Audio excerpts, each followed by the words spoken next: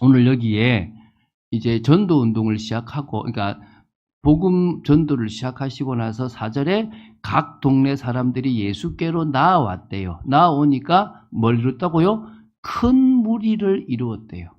우리가 큰 무리를 이루면 그거를 우리는 뭐라 그러냐면 부흥이라고 그럽니다. 그렇죠, 그죠? 그러면 사람들이 많이 모이면 됐다라고 생각되죠. 예, 저도 여러분 이 자리가 꽉 차면 기분 좋을 것 같습니다. 예, 그거는 뭐 인지상정이겠죠, 그죠? 제가 한 명 놔두고 나는 한 명으로도 만족한다. 예, 제 마음 중심이 그렇지. 한 명 앉아 있는 것하고 여기 꽉 차가지고 옆에 자리를 놨는 것하고 어떤 게 더 낫겠습니까, 그렇죠? 당연히 옆에 차는 게 제 마음에 아주 흡족하고 내가 목회를 잘했구나 이런 생각이 들겠죠. 자, 그러면 오늘 서론의 진정한 부흥에 대한 이야기를 조금 먼저 시작하겠습니다. 뭐가 진정한 부흥이냐? 그렇죠. 우리는 부흥을 생각하잖아요. 수년 내에 부흥케 해달라고도 이야기하지 않습니까? 그럼 뭐가 부흥이냐? 사람들이 생각하는 부흥이 있죠. 큰 무리를 이룰 정도의 그런 역사입니다. 사실은 여러분 신도시가 생겨가지고 신도시에 있는 종교 부지를 받아가지고 건물을 지었어요. 1년 만에 1000명 모입니다. 부흥이죠. 한 2년 지나면 2, 3년 지나면 한 2000명 이상 모여가지고 막 일꾼들을 세우고 막 해야 될 상황이 생깁니다. 부흥입니다. 그게 사람들이 생각하는 부흥일 수 있습니다. 또 어떤 목사님이 전도를 시작했는데, 이게 교회를 시작했는데 말씀이 너무 좋아가지고 막 각처에서 모입니다. 부흥이죠. 사실 이건 진정한 부흥이 아닙니다. 왜 부흥이 아니냐면 입지 조건이 좋아서 모이는 경우, 또 그 한 사람의 말씀이 좋아서 모이는 경우는 부흥이라고 말하면 안 되는 거예요. 그러면 진정한 부흥은 뭐냐? 이게 지금 우리가 나눌 두 번째죠. 두 번째 뭐라고요? 진정한 부흥. 믿음의 사람들이 만들어가는 하나님의 나라가 부흥이에요. 믿습니까? 저는 그런 의미에서 우리 참빛교회는 부흥이 일어나고 있다고 믿는 거예요. 왜 그러냐? 우리가 믿음의 사람들이 자신의 영역 속에서 하나님의 은혜를 받는 하나님의 나라가 일어나고 있으니까. 믿습니까? 그걸 통해서 막 전도가 되고 안 되고는 두 번째예요. 저 때문에 사람들이 오고 있고 우리 전사님 때문에 오고 있을 뿐만 아니라 좀 있으면 여러분들 때문에 오게 될 거라고 믿습니다. 안 와도 됩니다. 안 오고 여러분이 있는 직장에서나 여러분이 있는 지역에서 믿음의 여러분 한 사람 때문에 하나님의 나라가 임하고 그들이 답을 얻는다. 그런 부흥입니다. 우리는 그런 부흥을 하는 겁니다. 그런데 자, 오늘 이 본문이 되게 생뚱맞아 보여요. 이 본문 누가복음 8장 1절부터 3절은 여기밖에 안 나와요. 사복음서에 여기밖에 안 나오는데 요 다음에 이어지는 게 씨 뿌리는 비유예요. 씨 뿌리는 비유는 마태복음에는 13장에 나와요. 13장에 여러 비유가 나오는데 첫 비유가 13장의 첫 부분에 나오고요. 마가복음에는 3장에 나와요. 3장에. 그리고 나서 그 다음에 뭐가 나오냐면 오늘 지금 그래서 그 다음에 이 16절부터는 등경에 대한 이야기예요. 이거는 갑자기 어디 나오냐면 마태복음에는 여러분 5장에 나와요. 산상수훈 팔복하고 나서 이게 나와요. 이걸 지금 누가는 지금 희한하게 엮었어요. 그리고 그 뒤에 18절부터는 예수님의 가족들이 나오는 거예요. 근데 이건 어디 나오냐면 마태복음 12장 마지막 부분에 나오고 그 다음 이어서 비유가 나와요. 마가복음도 2장 끝부분에 나오고 3장에 뭐가 나오냐면 비유가 나와요. 자, 확인하고 싶죠? 자, 한번 확인하고 갑시다. 마태복음 13장을 펴보세요. 이 얘기를 하는 이유가 왜 누가가 이렇게 기록했는지를 한번 설명하고 싶어서 그러는 거예요. 자, 13장 1절을 제가 읽어볼게요. 그날 예수께서 집에서 나가서 바닷가에 앉으심에 큰 무리가 그에게로 모여 들거늘 예수께서 배에 올라가 앉으시고 온 무리는 해변에 서 있더니 예수께서 비유로 여러 가지를 그들에게 말씀하여 이르시되 씨 뿌리는 비유 나오죠. 그런데 그 앞에 12장 46절에 보면 예수께서 무리에게 말씀하실 때에 그의 어머니와 동생들이 예수께 말하려고 밖에 섰더니 한 사람이 예수께 여짜오되 보소서 당신의 어머니와 동생들이 당신께 말하려고 밖에 서 있나이다 이렇게 나오죠. 그러니까 누가 형제냐 나오잖아요. 그죠? 근데 그 앞에는 뭐가 나오냐 그러면은 36절부터 이게 악하고 음란한 세대에 대한 얘기하면서 이런 그 앞에 막 그런 얘기, 이게 막 일곱 귀신 이런 얘기가 나오거든요. 이렇게 돼 있어요. 자, 마가복음 3장을 한번 펴보세요. 마가복음 3장. 마가복음 3장에서도 보면, 잠시만요. 죄송합니다.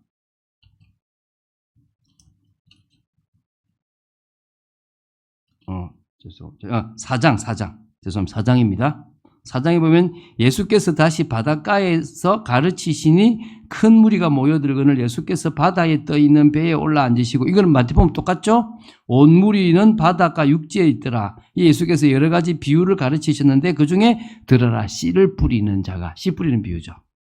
그런데 그 앞에 3장 31절부터 보면 예수의 어머니와 동생들이 와서 이래 나오죠. 그죠? 그리고 지금 그 위에 보면은 지금 이게 몇 절입니까? 27절에 막 결박하지 않고서 이게 지금 마태복음 12장에 나오는 거예요. 그 구조가 거의 비슷해요. 마태복음하고 마가복음하고 비유가 거의 이 구조가 순서가 비슷해요. 근데 희한하게 다시 누가 들어오겠습니다. 누가복음만 구조가 이상해. 이거 되시죠? 누가복음 구조 어떻게 되냐 그러면 8장 1절에 그 후에 예수께서 여러 성과 마을로 돌아다니면서 이야기하더라 하면서 어떻게 나옵니까? 4장의 각 동네 사람들이 예수께로 나오니까 큰 무리를 이뤄서 가면 이게 아마 배에 올라갔다는 것과 똑같을 수 있겠죠. 그죠? 그런데 비유 이야기를 해요. 그 비유를 풀어줘요. 그리고 갑자기 생뚱맞게 16절부터 마태복음 5장에 나오는 등불에 대한 이야기를 갑자기 이야기를 해요. 그리고 19절에 예수님 어머니 형제들 이야기가 나와요. 그렇죠? 어쨌든 구조는 이상하죠. 다르죠. 자, 대부분의 누가복음 강해를 하는 사람들이 이 1절부터 3절, 8장 1절, 3절 잘 설교를 안 해요. 저는 어떻게 설교를 했냐 그러면 이 누가복음 8장 1절부터 3절을 가지고 성경 인물을 이야기할 때 예수님을 도왔던 여인들 이야기를 했어요. 그래서 그때 여인들 이야기를 쭉 한번 풀었던 적은 있지만 누가복음을 보는 건 처음이니까 제가 이걸 두고 한 주간 동안 고민을 했어요. 그래서 저는 이렇게 연결하기로 했어요. 뭐냐면 오늘 첫 번째 한번 제목이 뭐냐면 예수님의 사역을 따라다녔던 큰 무리라는 거예요. 자 1절에 제가 다시 읽어볼게요. 예수님께서 계속 각 성과 마을에 두루 다니면서 하나님 나라를 선포하셨다 그랬죠. 이 말은 마태복음 3장 2절이나 마태복음 4장 10절에 있는 것처럼 천국이 가까이 왔으니까 뭐해라? 회개해라. 이것하고 똑같다고 보시면 돼요. 이해가 되죠? 그죠? 그러니까 하나님의 나라가 이제 좀 있으면 도래할 거니까 그 일을 위해서 너희들이 회개가 필요하고 너희들이 회개하고 나를 믿어야 된다라는 이야기를 미리 하러 오셨다라는 거예요. 이게 복음 선포예요. 내가 죽으러 왔으니까 나를 믿으면 너희들이 나중에 임할 하나님의 나라에서 너희들이 주인공이 될 거다. 이런 얘기라고 보시면 되는 거예요. 그러니까 우리가 말하는 복음 선포와 예수님이 하셨던 복음 선포는 차이가 있다라는 거예요. 우리는 뭡니까? 예수님이 오셨어요. 여러분을 위해서 죽으셨어요. 믿으면 돼요. 이렇게 얘기하면 예수님 뭡니까? 하나님의 나라가 가까이 왔다. 재림이죠. 그 일을 위해서 내가 초림으로 왔다. 나는 죽으러 왔다. 그 얘기를 예수님은 하신 게 뭡니까? 복음 증거예요. 왜? 내가 바로 복음이다. 이 얘기를 하신 거예요. 근데 우리는 다른 복음이죠. 예수님이 복음이고 예수님이 죽으셨다. 다시 오실 거다. 우리는 그 사이에 뭐 하면 된다? 믿으면 된다. 이게 예수님이 전하셨던 복음과 우리가 전하는 복음의 차이입니다. 이해되시죠? 그죠? 그런데 자, 이 일을 하는데요. 자, 1절에 뭐가 나오냐 그러면 12제자가 함께 하였고, 그러면 예수님의 사역을 따라다녔던 첫 번째 무리가 누구죠? 12명의 제자들이라는 거예요. 이 제자들은 예수님이 친히 부르셨어요. 친히 불렀는데 이유가 함께 있고 싶고 전도도 하고 귀신을 내어쫓는 권세를 주기 위해서 한마디로 당신이 그리스도로서 일을 하고 올라가신 이후에 이 전도 사역을 계속하기 위해서 택한 사람이 12명입니다. 그런데 이들만 있었던 게 아니라 두 번째, 은혜를 받은 여인들도 있었다는 거예요. 이 은혜를 받은 여인이 이름이 나와요. 2절부터. 악귀를 쫓아내심과 병고침을 받은 어떤 여자들을 곧 7 귀신이 나간 자 막달라인이라 하는 마리아. 다시 말하면 지금 예수님을 섬겼던 사람들이 악귀가 나간 사람들이나 병고침을 받은 사람들인데 그 중에 첫 번째가 누구라고요? 7 귀신, 완전히 귀신 충만했던 사람이 귀신이 나갔어요. 여러분, 예수 그리스도의 이름이 선포되면 귀신이 나가서 그 사람이 뭐가 됩니까? 예수님의 일에 수종될 수 있고 헌신할 수 있는 사람이 되는데 그 첫 번째 인물이 다른 사람이 아니고 막달라인 마리아예요. 그것도 7 귀신이라 그러면 완전 충만할 정도로 많은 귀신이 들렸던 사람. 그러니까 어떤 수의 귀신이 들어가 있다 하더라도 예수님이 쫓아내시면 다 나가게 되어 있고 정상적으로 될 수 있다는 거예요. 그 사람이 지금 뭡니까? 예수님의 그 사역을 도왔다는 거예요. 따라다니면서. 두 번째 누가 나옵니까? 자, 이름부터 다시 한번 좀 설명할 건데, 헤롯의 청지기 구사의 아내 요한나와 수산나, 또 다른 여러 여자가 함께 하여 자기들의 소유로 그들을 섬기더라. 이렇게 나오는 거예요. 그러니까 자기들의 소유를 가지고 섬겼다. 그러니까 여러분, 제가 이제 예를 들어서, 제가 예수님이에요. 홍건사. 보이지? 돈 내놔. 이런 게 아니라, 이게 아니고 뭐죠? 예수님이 사역을 하니까 그 사역에 당신이 올라가고 또 남겨놓을 12제자와 같이 있으니까 그 사역을 하는 중에 귀신이 나갔던 사람이나 병고침을 받은 사람 중에 저는 제 일평생 예수님의 사역을 돕고 싶어요라고 하면서 따라다니면서 거기에 뭐 했단 말입니까? 섬기고 헌신한 자들이 나왔다는 거예요. 근데 대표적 이름이 3명이고 그 외에도 여러 다른 여자들이 있었다는 거예요. 자, 그러면 한번 설명해 봅시다. 첫 번째, 막달라인 마리아죠. 여러분, 마리아가 히브리어로 뭘까요? 미리암이에요, 미리암. 모세의 누나였던 미리암을 헬라어로 바꾸면 마리아가 되는 거예요. 그 당시 너무나 많은 마리아들이 있었습니다. 그런데 이 막달라 출신이에요. 갈릴리 호수 서쪽 연안에 위치한 막달라 출신인 마리아라는 거예요. 7 귀신이 들려서 고통받는 중에 해결함을 받았고 예수님의 부활을 처음으로 목격했던 여인이고 되게 아주 예수님의 십자가도 목격했고 부활도 목격했던 여인입니다. 여러분 참 이 여인을요, 어떤 사람은 7장에 누가복음 7장에 나오는 향유 부은 여자라고 오해한 사람도 있고요. 또 여러분 다빈치 코드라는 영화를 보면 예수님은 이 막달라 마리아하고 결혼해서 후대를 남겨놨다. 이런 얼토당토하는 얘기를 하기도 합니다. 왜? 이 여인을 사랑했다라고 이제 이야기하고 싶은 거죠. 근데 아닙니다. 예수님은 귀신 가운데 고통받는 여인을 건져내셨을 뿐입니다. 이해되시죠? 두 번째, 요한나가 나오는데요. 헤롯의 청지기 구사의 아내예요. 이것은요, 헤롯 왕, 이게 그 당시에는 3명의 분봉왕이 있는데 유대를 다스렸던 헤롯 왕의 청지기 재정 담당관이 있고요. 굉장한 이 가정의 부인이고 이제 돈도 있었는데 이게 아마 이 병이 치료되지 않았나 싶어요. 그래서 그때 이제 이 여인이 이 사람을 뭐 어떻게 합니까? 이렇게 말 그대로 그러니까 은혜를 받으니까 예수님을 쫓아다니면서 이렇게 도왔다라고 보시면 됩니다. 세 번째, 수산나라는 인물이에요. 수산나. 백합화라는 뜻입니다. 백합화.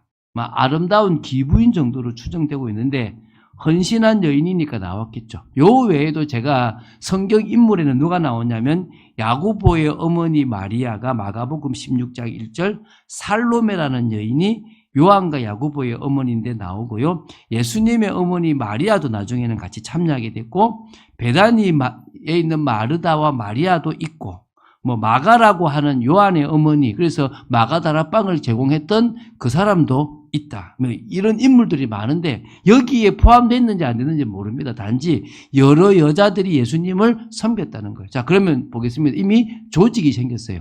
예수님이 각 성과 각 촌으로 마을로 돌아다니면서 말씀을 전가하는데 12명의 제자가 있고 거기에 따라다니면서 섬겼던 사람들이 있으니까 이제 4절. 각 동네 사람들이 예수께로 나온 거예요. 각 동네에서 나와서 큰 무리를 이룬 거예요. 그러니까 야, 이 진짜 뭔 일이 일어나겠다. 뭔 일이 나겠습니까? 야, 이 나라를 뒤집고 막 큰 일이 일어나겠다라고 제자들이나 사람들이 생각할 수 있을 거란 말입니다. 요 때에 요 분위기에 예수님이 뭘 설명하셨다? 비유를 설명하셨다는 거예요. 제가 이거를 풀려고 앞에를 좀 장황하게 설명을 했습니다. 그러니까 누가는 아마 이런 관점에서 쓰지 않았겠나. 제가 이렇게 설명하는 사람을 한 명도 못 봤고 제가 틀렸을 수도 있는데 제 관점이에요. 제 관점. 이해가 되시죠? 그래서 첫 번째 제목이 뭐라고요? 예수님을 따라다녔던 사람들 중에 첫 번째 12명의 제자들. 두 번째 뭡니까? 은혜를 받은 여인들. 넘겨주세요. 세 번째 뭡니까? 큰 무리. 큰 무리까지 나오는 거예요. 이 큰 무리까지 이제 예수님을 따라다니는 조직이 된 거예요. 완전 막 예수님 한번 움직이면 막 거의 뭡니까? 막 1,000명, 2,000명, 3,000명 뭐 누굽니까? 오병이어의 기적이면은 남자만 몇 명이죠? 5,000명. 여자까지 포함하면은 10,000명 되는 사람들이 우르르 가는 거예요. 그 쉽게 말하면은 10,000명 움직이면 엄청 많죠, 그죠? 그렇지 않습니까? 한 대학에 있는 제가 다녔던 대학이 15,000 학구거든요. 대학생 전부가 다 움직였다고 보면 되는 거예요. 누굴 따라? 예수님을 따라서. 그 정도로 많은 사람들이 움직이기 시작했다는 거예요. 이때, 자, 이제 두 번째입니다. 큰 무리를 보면서 뭔가 관심이 생기고 뭔가 될 것 같다는 그 속에서 예수님은 그런 제자들에게 뭘 주셨다? 메시지를 주셨다는 거예요. 앞으로 우리 교회가 크게 부흥하거나 막 일어난 일이 없을 수도 있을 거고 있을 수도 있을 건데 그건 제 뜻이 아니니까. 그럴 때 우리의 관심은 야, 사람들이 몰려든다가 아니라 나는 제자인가? 또 우리 교회는 제자를 세우고 있는가? 여기에 관심 가지라는 거예요. 그런 의미에서 첫 번째 씨 뿌리는 비유를 주님이 난 하셨다고 보는 거예요. 조금 다른 관점에서 누가는 설명했다는 거예요. 누가복음 1장을 보면요. 되게 꼼꼼하게 누가가 이 누가복음을 쓰기 전에 자료를 조사했다는 거예요. 그리고 꽤 나름대로 짜임새 있게 이 누가복음을 썼는데 사람들은 생뚱맞은 이 1절부터 3절을 그냥 설교하지 않는다든지 아니면 그냥 기록 하나로만 남겨놓았다라고만 보고 있는 거예요.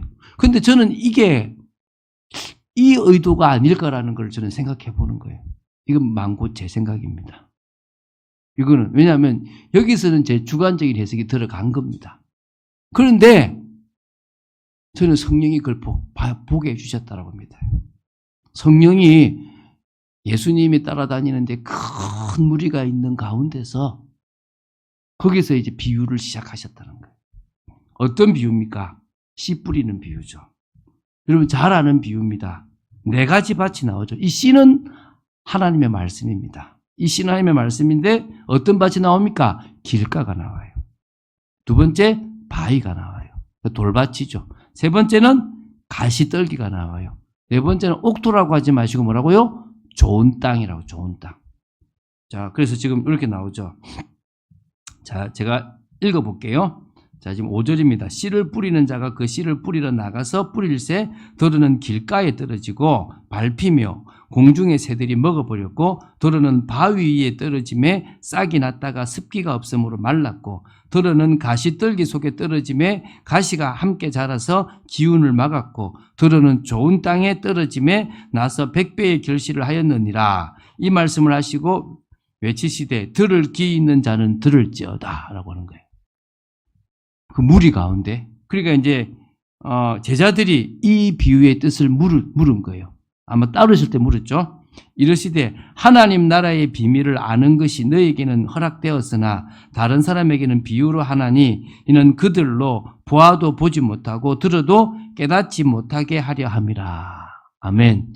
오늘 여러분에게 듣는 귀가 있게 되고 보아도 보는 눈이 있게 되기를 예수님의 이름으로 축원드립니다. 무리가 있는 가운데서 누구는 듣게 하려고 누구는 듣지 않게 하려고 뭘 설명하신 겁니까? 비유로 설명하시고 그 비유를 제자들에게 풀어주신 거예요. 감사하죠. 이 비유를 우리가 알아듣고 있으니까 이제 풀어줍니다. 이 비유는 이러하니 씨는 하나님의 말씀이요 길가에 있다는 것. 이게 다 마음이거든요. 말씀을 들은 자니 이에 마귀가 가서 그들이 믿어 구원을 얻지 못하게 하려고 말씀을 그 마음에서 빼앗는 것이요. 그 밭이 길가 같은 밭인데 마음이잖아요. 그 마음에서 빼앗아 가버려요. 그 길가와 같은 거예요. 길가에도 복음이 증거돼요. 씨가 뿌려지는 거예요. 그런데 그 씨가 자라지 못하도록 누가 가져가 버린다고요? 마귀가 가져가 버리는 거예요. 어찌 보면 여러분 지금 이 교회 나오지 않는 남편들이 어찌 보면 밖에서 복음을 듣기도 할 겁니다. 그런데 맞습니까? 그걸 마귀가 가져가 버리는 거예요. 그래서 여러분 꺾어주셔야 돼요. 누굴 꺾어줘야 됩니까? 그 남편과 가족들의 귀를 막고 눈을 막고 있는 세력을 꺾어줘야 되는 거예요. 그래야 그 속에 말씀이 들어가지는 거죠. 두 번째, 바위에 있다는 것은 말씀을 들을 때에 기쁨으로 받으나 뿌리가 없어 잠깐 믿다가 믿는데요. 뭐겁니까? 시련을 당할 때에 배반하는 자요. 시련을 이기지 못하는. 그러면은 여러분 믿음에는 믿는 자한테는 뭐가 따라오게 돼 있단 말이죠? 시련이 따라오게 돼 있는 거예요. 여러분 태양빛이 시련이 될 수도 있어요. 물을 주는 것도 시련이 될 수도 있고 바람도 시련이 될 수 있습니다. 그런데 생명이 있는 사람은 그 시련을 이겨서 열매를 맺는 거예요. 그런데 생명이 없는 사람은 태양빛이 결국 말라서 죽게 만드는 시련이 되는 거예요. 배반하는 거예요. 그렇죠? 그러니까 여러분 내가 믿는데 배반하는 일이 생긴다. 그건 믿음이다. 믿음이 아니다. 믿음이 아니라는 거예요. 세 번째, 가시떨기에 떨어졌다는 것은 말씀을 들은 자이나 지내는 중 이생의 염려와 재물과 향락의 기운이 막혀 온전히 결실하지 못하는 자요. 자, 이것도 결국 있죠. 뭡니까? 자기가 붙잡고 있는 게 너무 많아. 자기가 의지하고 있는 게 너무 많아. 그런 사람도 역시 뭡니까? 열매 맺지 못하죠. 좋은 땅에 있다는 것은 착하고 좋은 마음으로 말씀을 듣고 지켜 인내로 결실하는 자니라. 이래 나온 거예요. 그럼 우리는 뭐가 돼야 됩니까? 좋은 땅. 목사님 제 마음에 돌이 있는 것 같은데요. 저는 여러분 돌을 못 빼줍니다. 과거에 제가 무식해서 빼려고 그랬는데요. 안 빠지더라고요. 저도 안 빠지는데 주님이 빼주셔야 돼요. 여러분 주님께 난 돌이 있습니다. 나는 아직도 제 환경에 자식에 돈에 현실에 막 하고 있습니다라고 고백하는 건 여러분이 해야 될 일입니다. 그러면 여러분의 그 마음밭을 돌도 제거하고 가시도 제거하는 일은 주님이 해주시겠죠. 그리고 바로 이어서 이제 뭐가 나옵니까? 누구든지 등불을 켜서 이 지금 두 번째 비유죠. 등불 비유를 지금 하고 있는 겁니다. 그릇에 덮거나 평상 아래 두지 아니하고 등경 위에 두나니. 그러면 뭡니까? 자, 첫 번째, 제자는 뭐다? 좋은 땅이다. 무리 속에서 하나님의 말씀을 듣는 제자는 좋은 땅인데 그 제자는 자기가 받은 이 빛을, 등불 같은 이 빛을 숨기는 사람이 아니다는 거죠. 이 두 번째예요. 지금 제자의 입장에서 설명하고 있는 겁니다. 이 모든 것들을. 이걸 제가 깨고 있는 겁니다. 첫 번째 뭐라고요? 자, 이 무리가 많지. 12제자야, 잘 봐라. 제자는 누구다라고? 길가도 아니고, 바위도 아니고, 가시떨기와 같은 마음도 아니고, 좋은 땅과 같은 마음을 가진 사람이 제자다. 우리가 관심이 거기 가야 된다. 두 번째, 등불을 받았지 않냐? 빛을 받았다. 그런데 대부분의 사람들이 이 등불을 사실은 평상 아래에 둔다. 숨겨버린다. 부끄럽다고 숨겨버린다. 그러니까 뭐냐. 근데 등경 위에 두는 사람은 그 빛을 두고 있으면 지나가는 사람들이 다 볼 거 아니냐. 숨은 것이 장차 드러나지 아니할 것이 없고 감추인 것이 장차 알려지고 나타나지 아니할 것이 없다. 다 드러나게 돼 있는데 그 빛을 드러내야 되는데 숨겨놓는 사람은 제자가 아니다라는 거예요. 그러므로 너희가 어떻게 들을까 스스로 삼가라. 여러분, 하나님의 말씀을 어떻게 들을 건지 여러분 주의하시기 바랍니다. 누구든지 있는 자는 받겠고 설교 말씀을 듣고 은혜 받으면 더 받아요. 저는 이번에 제가 몇 년 동안 장로님 보면서 있는데 더 받으시는구나. 계속 받아 누리시는구나. 모든 심지어 이제는 CTS, CBS 극동방송을 들어도 은혜를 받는구나. 심지어는 이제 사람을 만나도 은혜를 받는구나. 있는 사람은 더 가지는 거야. 그런데 안 있는 사람은 뭐요? 있는 것까지 빼앗겨 버리는 겁니다. 누가? 제자가. 할렐루야. 제자는 그 말씀을 계속 듣고 더 만들어가는 겁니다. 여러분, 저는 여러분을 들들 볶을 겁니다. 앞으로 이제, 지금은 조금 놔두는데, 앞으로 어떻게 볶을 거라고요? 메시지 들으세요. 또, 제 메시지 말고, 또 다른 것도 성경책 보세요. 기도하세요. 뭐 할 거라고요? 그거 볶임을 당하기 싫으시면 나가실 수밖에 없는 건데, 제가 여러분한테 헌신하라고 들볶지는 않겠습니다. 제가 여러분에게 돈 내라고 들볶지는 않겠습니다. 그런데 뭐 한다고 들볶는다고요? 뭐 은혜를 못 받습니까? 이렇게 덜덜 뽑겠습니다. 아시겠습니까? 그건 제가 해야 안 되겠습니까? 그게 힘드시면 어쩔 수가 없겠고, 그거는 괜찮다 싶으시면 남으시면 됩니다. 할렐루야. 우리 같이 남아서 한번 인도받아 봅시다. 가진 자는 더 가지고 없는 거는 있는 것도 빼앗긴대요. 그러면서 이제 제가 그 다음 이어서 그렇게 말하고 있는데, 예수의 어머니와 그 동생들이 왔으나 무리로 인하여, 또 무리가 나왔죠. 너무 많아가지고 가까이 하지 못하니 어떤 이가 알리되 당신의 어머니와 동생들이 당신을 보려고 밖에서 있나이다. 예수께서 대답하셨을 때, 야, 진짜 내 어머니와 진짜 내 동생은 곧 하나님의 말씀을 듣고 행하는 이 사람들이다. 제가 여기까지 연결한 거야. 자, 이 지금 세 번째 거죠. 세 번째, 그죠? 세 번째 넘어갔습니다. 예수님이 인정하시는 가족은 누구다? 말씀을 따라가는 사람. 자, 그럼 지금 무리가 막 몇만 명이 모여 있다고 해도 하나님의 관심은 좋은 땅. 하나님의 관심, 예수님의 관심은 등불을 등 위에 올려놓고 등경에 둬서 모든 사람이 비치게 하는 사람, 그리고 자꾸 말씀을 듣는 사람, 그리고 그 말씀을 행하여 진정으로 예수님의 가족으로 인정한 사람. 제가 그러고 나니까 되게 이 8장이 클리어한 거야. 그전에는 8장을 왜 이렇게 따로 설명하지라고 생각했는데, 그 눈으로 딱 보니까 이 8장이 그냥 너무 쉽게 이해가 되는 거예요. 뭐 저만 그런지는 모르겠습니다만 그렇습니다. 그래서 자, 네 번째, 예수님의 진정한 관심은 어디겠습니까? 첫 번째 뭡니까? 좋은 땅과 같은 사람들, 15절이죠. 15절에 나옵니다. 제가 읽어볼게요. 좋은 땅에 있다는 것은 착하고 좋은 마음으로 말씀을 듣고 지키어 인내로 결실하는 자다. 결실, 열매 맺는 자죠. 그렇죠. 100배 열매 맺거든요. 자, 두 번째, 21절입니다.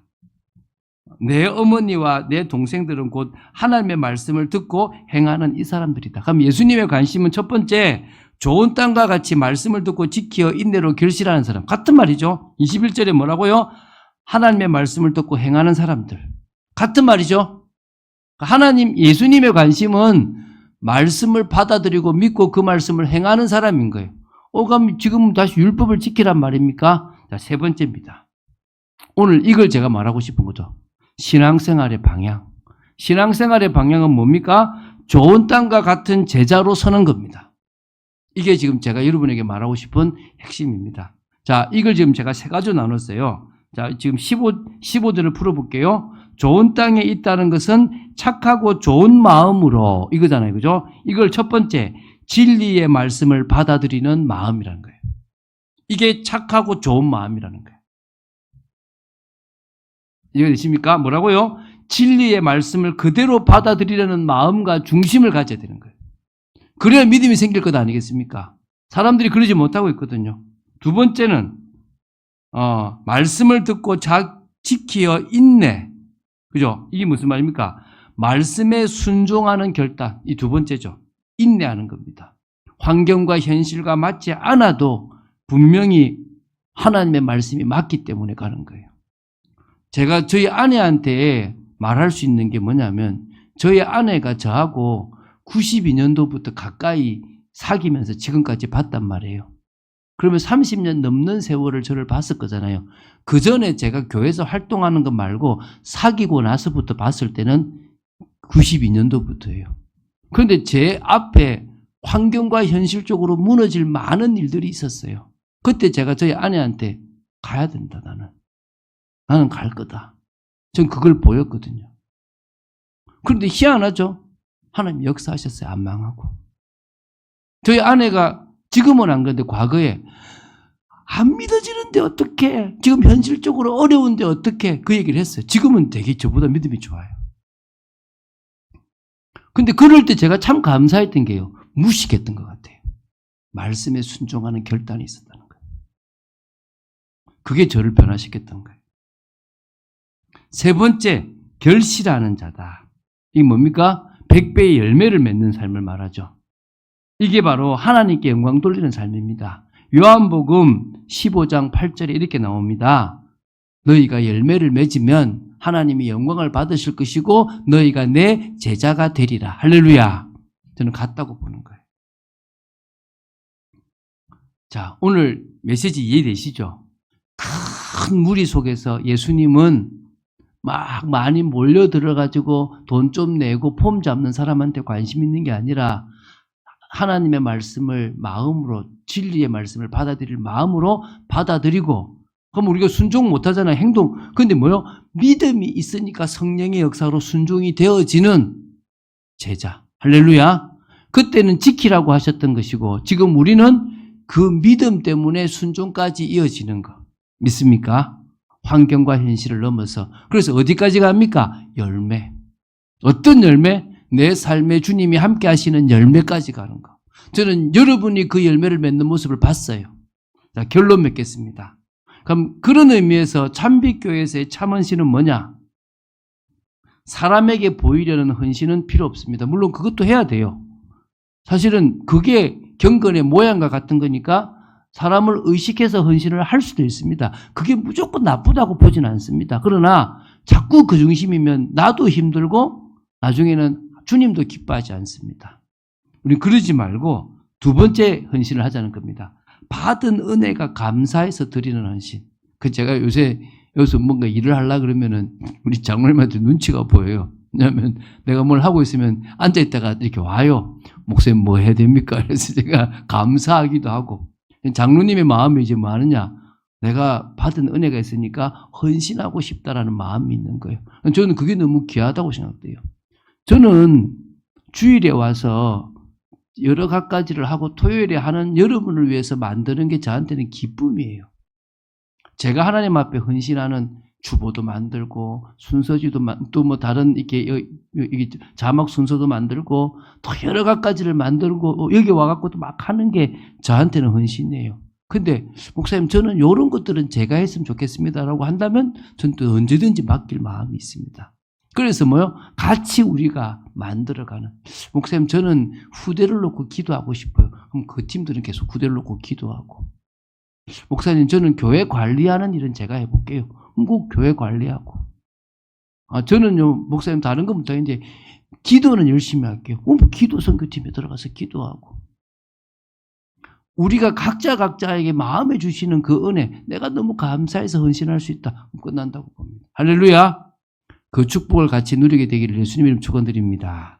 주는 그리스도시요 살아계신 하나님의 아들이심을 고백합니다. 오늘 제가 조금 또 어렵게 설교를 했는지도 모르겠는데 하나님 저희들이 긴 내용을 오늘 후다닥 봤습니다. 이 내용이 주님의 관심, 주님이 하시려고 하는 부분에 그 눈과 맞아지고 이해되어지도록 역사하여 주시고 이 속에서 말씀을 마음으로 딱 받고 또 순종하는 중에 열매 맺는 그리스도의 제자로 세워지고 참 헌신하는 저희들 되도록 지켜주시옵소서. 주 예수 그리스도 이름으로 기도드립니다. 아멘.